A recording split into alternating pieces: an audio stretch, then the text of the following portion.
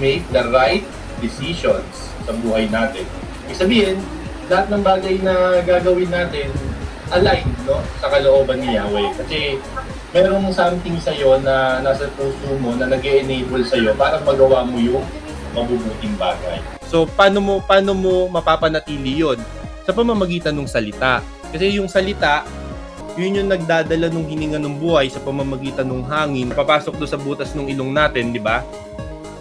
Doon natin magagawa yung role natin bilang tao.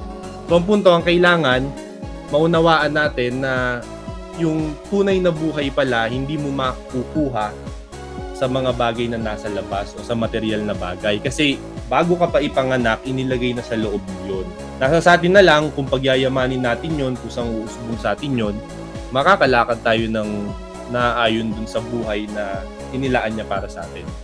Kada galaw may purpose. Bago ka tumira, bago mo gawin yung isang bagay, merong dahilan bakit mo ginagawa. So kung meron tayo ng hininga ng buhay at nandun yung presensya niya, mabuti yung purpose kung bakit natin gagawin yung isang bagay.